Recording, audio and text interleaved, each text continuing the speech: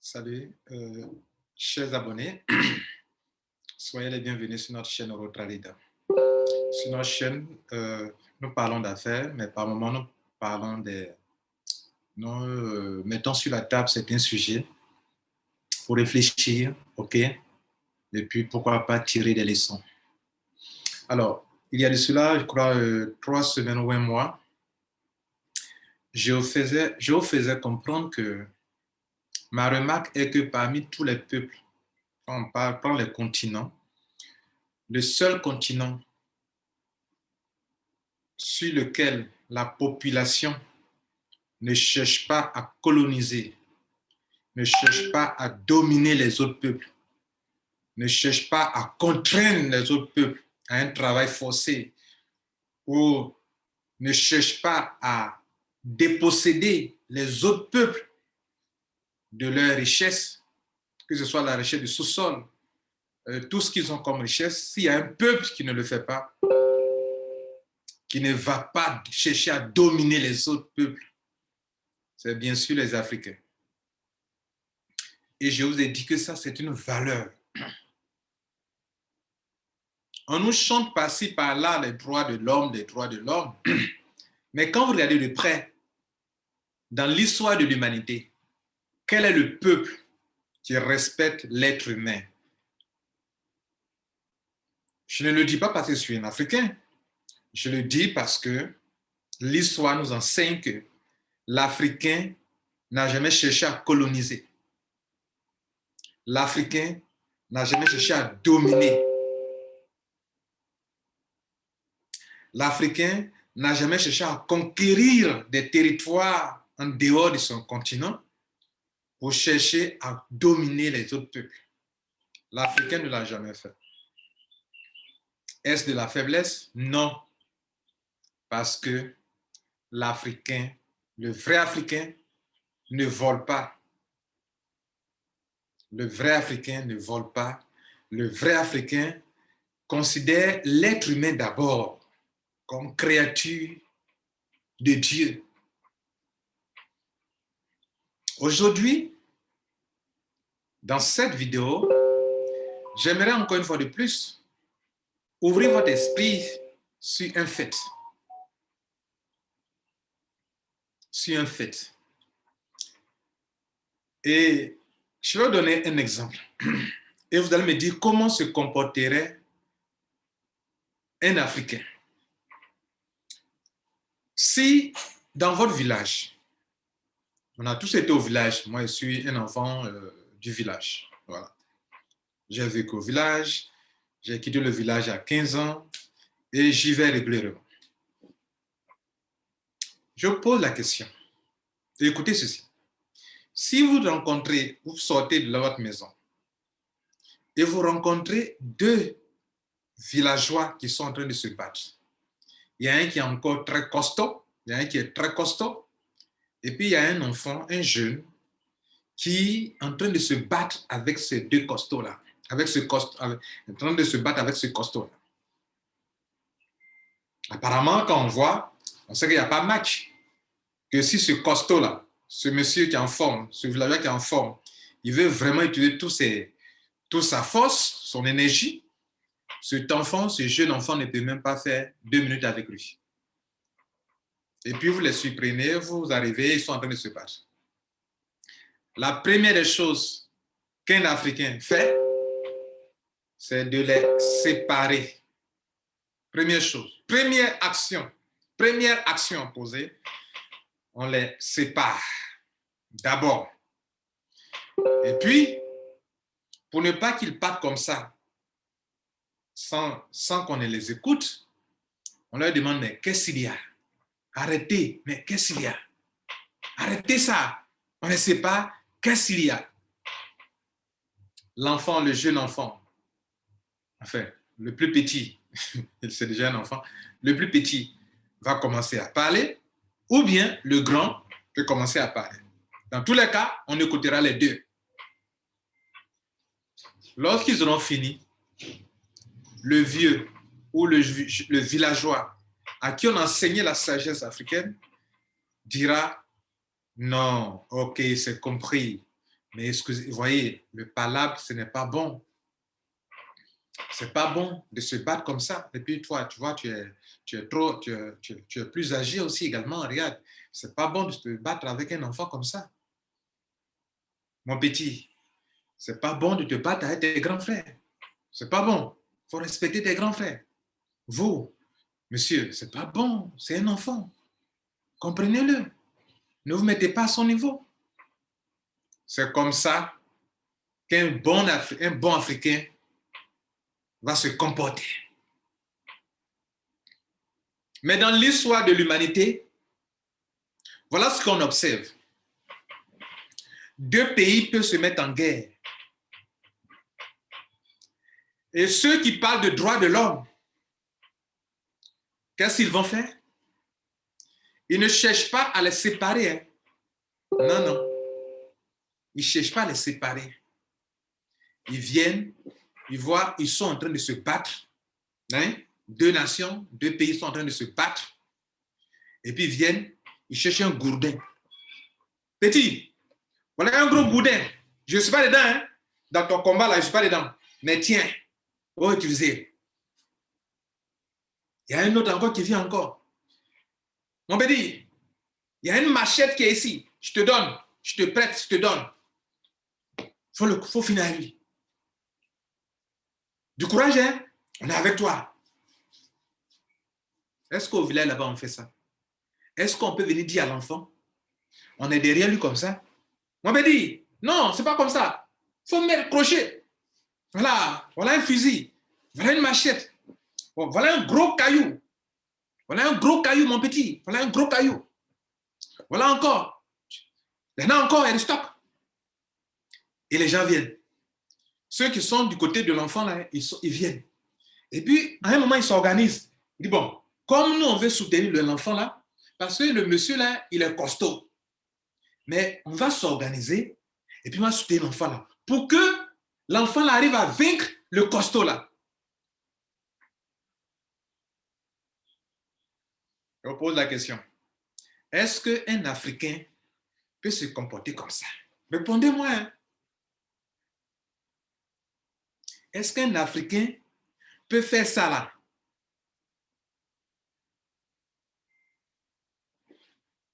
Est-ce qu'un Africain peut faire ça là?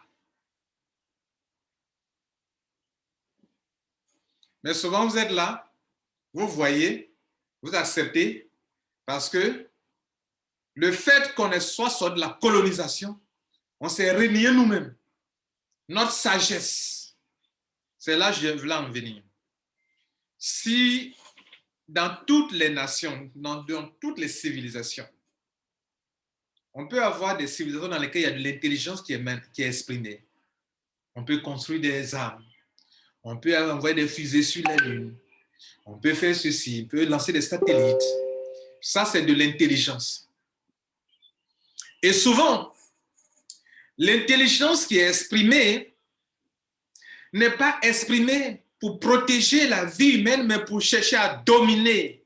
Toute intelligence, toute démonstration de force. Vous vous rappelez de la guerre froide? Qu'est-ce qu'on faisait? C'est là que les gens puissent produire d'armes.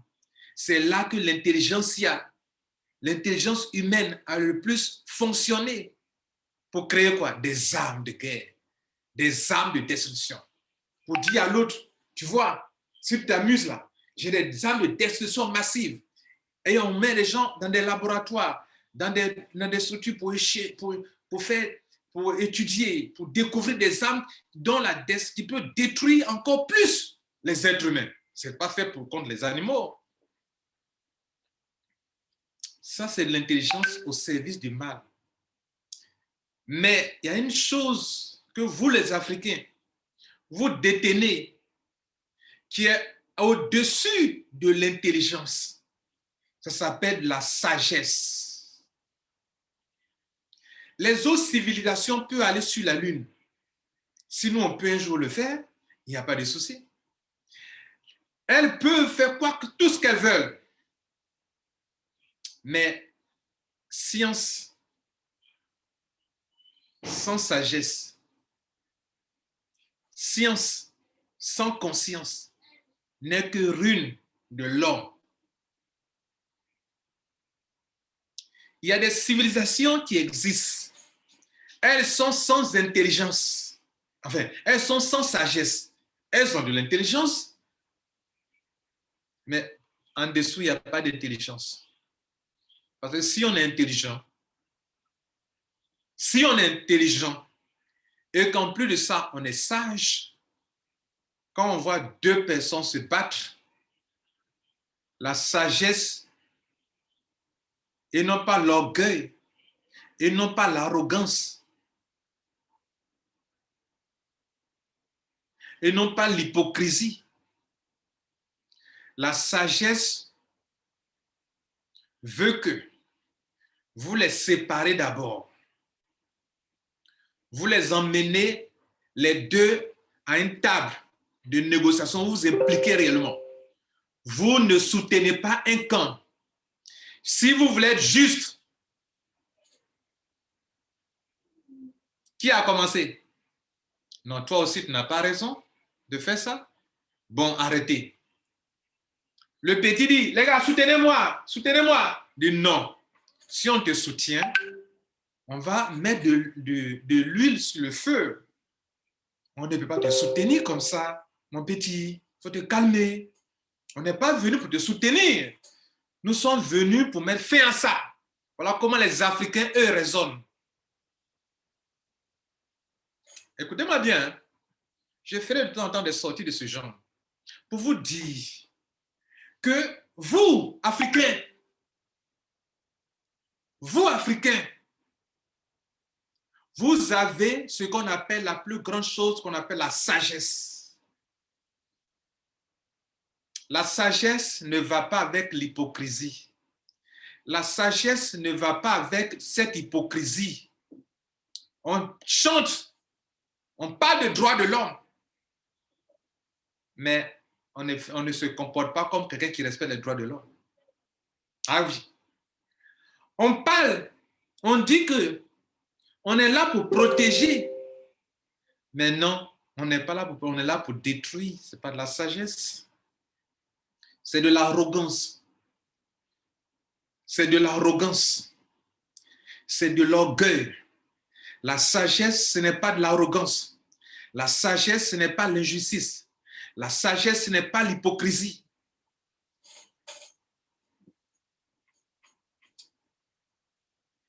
Lorsque il est question de nous, nous pouvons permettre de détruire des pays, de détruire des nations, de les déstabiliser. Là, c'est bon. On se base sur des principes, sur des choses, on se donne une bonne conscience et on les fait. On fait. Si l'autre est en train d'avoir le même comportement parce qu'on n'est pas à ce dernier-là, non, là tu es le mauvais, tu es le plus mauvais. Ça, c'est de l'hypocrisie. Et vous, les Africains, je conclue en vous disant la chose suivante. Vous êtes un peuple à part. Vous ne cherchez pas à dominer. Les autres civilisations cherchent à dominer. Vous ne cherchez pas à coloniser. Eux, ils cherchent à coloniser.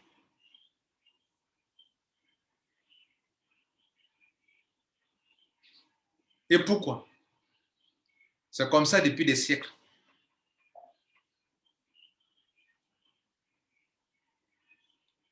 Ils cherchent à utiliser leur intelligence pour acquérir, avoir des forces, des puissances de dissuasion pour dominer, pour arracher. Avec la force. Pas avec la justice, mais avec la force. L'intelligence se met au service d'un désir de domination. Leur intelligence se met au service de leur désir éternel de dominer les autres peuples. Lorsque des années lointaines en arrière, des siècles en arrière, le colon est arrivé sur le territoire, le sol africain, nos parents, nos aïeux les ont accueillis comme ça parce que nous sommes accueillants. Nous respectons l'homme. Waouh! Waouh! Donc, il y a un être ayant une telle peau comme ça. Donc, on croyait qu'on était seul à avoir. On a une peau noire. Donc, il y a des peaux comme ça aussi. Il y a des peaux jaunes, il y a des peaux blanches. Et nous, on était sidérés. Et nos parents, regardez un peu. Et puis après, l'autre fait sortir un fusil, dit bon, ça va comme ça. Quoi? Et bam bam!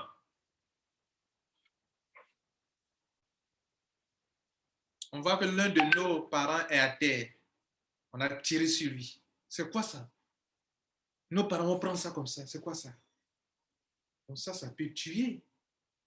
Et la manière dont l'autre papa est mort, faisons attention, et il peut nous dominer avec ça.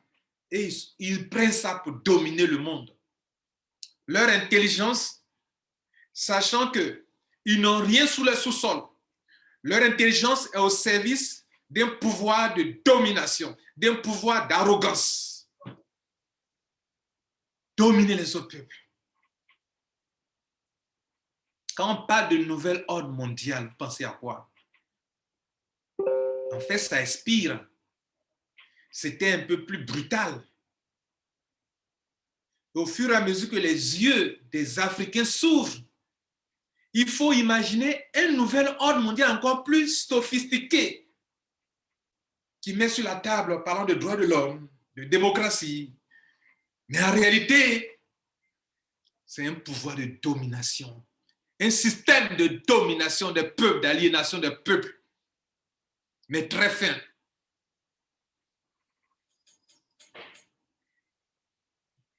Ouvrez vos yeux, Africains.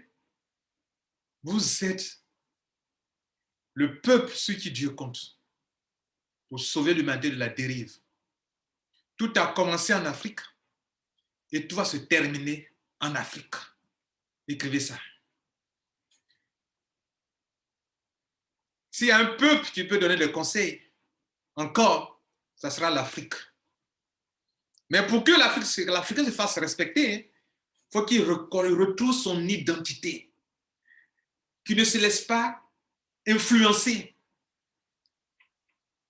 L'intelligence a un pouvoir, mais la sagesse a un pouvoir plus puissant que l'intelligence. Si tu réussis, Africain, à associer intelligence et sagesse que les autres peuples ont perdu, ils ont perdu la sagesse. L'intelligence a perdu la sagesse. Mais si on doit mettre dans un plateau la sagesse et l'intelligence, choisis la sagesse. Et si tu es capable d'associer intelligence et sagesse, tu seras encore plus respecté. Parce qu'en fait, tu as la sagesse. Mais comme le train de ce monde dans lequel nous sommes, c'est un monde où on cherche à dominer, que tu as de l'intelligence et que tu as le pouvoir de destruction, tu te fais respecter. Tu peux être sage, mais tu n'as pas le pouvoir de dissuasion. Tu ne te feras pas respecter, on marchera sur toi toujours. C'était le cas de l'Africain jusqu'à aujourd'hui. Analysez l'histoire des Africains. Sont-ils mauvais? Ils ne sont pas parfaits, je le sais. Mais en ce qui concerne le respect de l'homme, l'Africain respecte l'homme. L'Africain respecte l'homme. Il est hospitalier. Il ne peut pas tirer sur son frère comme ça. Avant, ce n'est pas possible comme ça. Tirer sur son frère. Qui a montré comment on tire sur un être humain? C'est l'autre. Je ne suis pas ici pour dire de haïr qui que ce soit. Je suis ici pour que vous reconnaissiez votre richesse qui est en vous. Voilà là où je vais terminer. La première fois que je suis intervenu sur ce sujet concernant les Africains, je vous ai dit que quand on observe de près L'Africain n'a jamais colonisé. L'Africain n'est pas un peuple qui cherche à dominer les autres peuples. Et vous devez en être fiers. Car quand on analyse l'histoire de l'humanité, il y a des peuples qui ont cherché à dominer d'autres peuples. Dans des civilisations qu'on dit des grandes civilisations, mais n'avaient pas cette sagesse de protéger la vie humaine. Les Juifs en ont subi. Les Africains ont subi la domination de certains peuples, d'autres civilisations. N'est-ce pas? Et ce que je veux que vous reteniez aujourd'hui, c'est de reconnaître votre richesse, la sagesse que Dieu vous a donnée, la sagesse des vieux du village, la sagesse de nos ancêtres. Ne perdez pas ça. Ne vous laissez pas influencer par une forme d'intelligence qui est au pouvoir d'une arrogance, qui est au service d'une arrogance, qui est au service d'un esprit de colonisateur qui cherche à conquérir le monde pour le dominer. C'est là ce à quoi sert leur intelligence. Toi, concentre-toi sur ta sagesse et reste sage. Et demeure sage. Ceux qui se croient intelligents, aller sur la lune, faire ceci, tout ça c'est beau, mais sans intelligence, ils vont finir par s'auto-détruire. Et tu les observeras en train de s'auto-détruire, comme bientôt ils vont encore s'auto-détruire, comme ils sont en train de s'auto-détruire actuellement. Et qu'aucun d'eux ne peut dire, attention, nous commettons une erreur. Quand deux personnes se battent, on les sépare. On les sépare. On ne vient pas pour vous dire, bon, tiens, voilà des armes. Allez, tiens, encore, il y en a encore. Toi, costaud là, on va te vaincre. Le petit là, il va te vaincre. En même temps, on donne les armes. Quand vous analysez, vous, Africains, vous analysez, quelle leçon vous tirez de tout ça? Dites-moi en commentaire. Je vous remercie. Je vous remercie. Qu'est-ce qu'on doit retenir? Vous devrez être fier de vous-même. Gardez votre identité. Gardez votre identité. N'enviez aucune autre civilisation. Oui. Oui. Arrêtez de vous renier vous-même. Vous êtes le dernier espoir de Dieu sur cette terre-là. Oui. Je vous le dis. Vous êtes le dernier espoir de Dieu. Vous protégez encore la famille. Vous protégez encore la procréation. Ça, c'est un autre débat. Ça, c'est un autre débat. Dieu veut qu'une femelle et un mâle s'accouplent pour faire un enfant.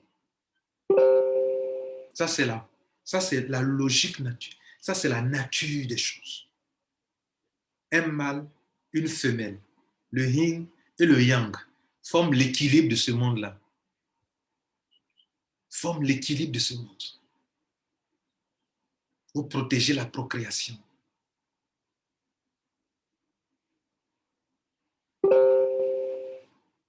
En fait, il y a de l'abondance sur cette terre. Mais c'est la méchanceté, l'arrogance, la cupidité des êtres humains, leur orgueil de domination qui fait que vous êtes dans cette misère. Leur cupidité, leur orgueil, leur arrogance, leur égoïsme.